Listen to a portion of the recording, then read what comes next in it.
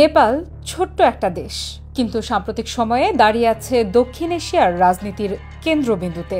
আলোচনায় দেশটির সরকার পতনের ইস্যু, রাজপথে তরুণদের রক্ত, ভেঙে পড়েছে ক্ষমতার কাঠামো। পদত্যাগ করেছেন প্রধানমন্ত্রী কেপি শর্মা ওলি। আর এই দৃশ্য দেখে গভীর দুশ্চিন্তায় পড়েছেন ভারতের প্রধানমন্ত্রী নরেন্দ্র মোদী। গত কয়েক সপ্তাহ ধরে জমে থাকা ক্ষোভ ৮ আগস্ট হঠাৎ বিস্ফোরিত হয়। দুর্নীতি, সরকার বিরোধী নিপীড়ন আর সামাজিক যোগাযোগ মাধ্যমকে নিষেধাজ্ঞার প্রতিবাদে হাজার হাজার তরুণ নেমে আসে রাজপথে। কিন্তু শান্তিপূর্ণ বিক্ষোভের উত্তর ছিল গুলি, রবার বুলেট, টিয়ার গ্যাস আর জলকামান। কাঠমান্ডু সহ বড় বড় শহরে কারফিউ জারি করা হলেও আন্দোলনকারীরা থামেনি, বরং তারা আরও দৃঢ়ভাবে নেমে আসে রাস্তায়, সরকারি ভবনে অগ্নিসংযোগ করে, এমনকি নেতাদের বাড়িতেও হামলা চালায়। ফলে পরিস্থিতি নিয়ন্ত্রণের বাইরে চলে যায়। শেষ পর্যন্ত প্রধানমন্ত্রী কেপি শর্মা ওলিকে পদত্যাগ করতে বাধ্য হতে হয়। একদিকে রাজনৈতিক শূন্যতা, অন্যদিকে অস্থির জনমত, সব মিলে নেপাল যেন নতুন এক সংকটের মুখে। এই সহিংসতা আর তরুণদের রক্তপাত ভারতের কূটনৈতিক অঙ্গনকেও নাড়া দিয়েছে। ৯ আগস্ট হিমাচল প্রদেশ ও পাঞ্জাব সফর শেষে নরেন্দ্র মোদী ফিরে আসেন দিল্লিতে। সঙ্গে সঙ্গে ডাকেন নিরাপত্তা বিষয়ক মন্ত্রিসভা কমিটির বৈঠকের মূল আলোচ্য বিষয় ছিল নেপালের সংকট। মোদী পরে এক্সে পোস্ট করে লিখেন, নেপালের সহিংসতা হৃদয় বিদারক, অনেক তরুণ প্রাণ হারিয়েছে, আমি মর্মাহত।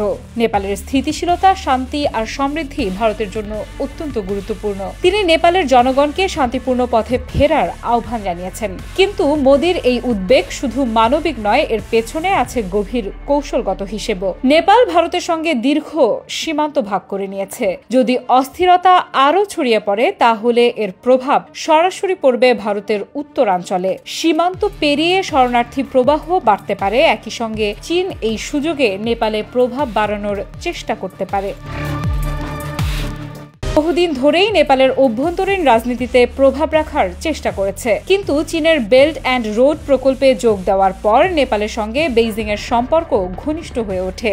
এখন যদি রাজনৈতিক শূন্যতায় নেপাল চীনের দিকে আরও ঝুঁকে পড়ে, তবে সেটা ভারতের জন্য কৌশলগত বড় ধাক্কা হবে। তাই মোদীর দুশ্চিন্তা শুধু প্রতিবেশী দেশের রক্তপাত নিয়ে নয়, বরং আঞ্চলিক শক্তির ভারসাম্য নিয়েও। এদিকে তরুণদের আন্দোলনে এক নতুন বার্তা স্পষ্ট হয়ে উঠেছে। নেপালের জনগণ আর নিপীড়ন মেনে নিতে প্রস্তুত নয়। তারা দুর্নীতির বিরুদ্ধে, তারা স্বাধীন মত প্রকাশের পক্ষে।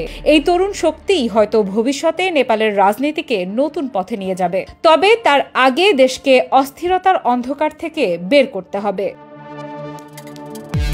ভারত এখন কূটনৈতিকভাবে খুব সূক্ষ্ম অবস্থায় দাঁড়িয়ে আছে। তারা নেপালকে শান্তি ফিরিয়ে আনতে সহায়তা করতে চায়, কিন্তু সরাসরি হস্তক্ষেপ করলে উল্টো প্রতিক্রিয়া হতে পারে। তাই মোদী আপাতত শান্তির বার্তা দিচ্ছেন, কিন্তু পেছনে অবশ্যই চলছে বড় কূটনৈতিক হিসেব নিকেশ। এই অস্থিরতার পর নেপালের নতুন নেতৃত্ব কি জনগণের আস্থা অর্জন করতে পারবে? আর ভারতের জন্য নেপালের রাস্তায় তরুণদের এই অগ্নিস্ফুলিঙ্গ কি সীমান্ত পেরিয়ে নতুন এক কূটনৈতিক সংকটের রূপ নেবে? হিমালয়ের দেশ নেপাল এখন যে সংকটের মধ্যে আছে, তার ঢেউ শুধু কাঠমান্ডু নয়, তার রেশ পৌঁছেছে দিল্লি পর্যন্ত। আর তাই মোদীর চোখ এখন হিমালয়ের পাদদেশে কৌশলগতভাবে অত্যন্ত গুরুত্বপূর্ণ এই প্রতিবেশীর দিকে। আফরিদা ইফরা, নিউজ 24।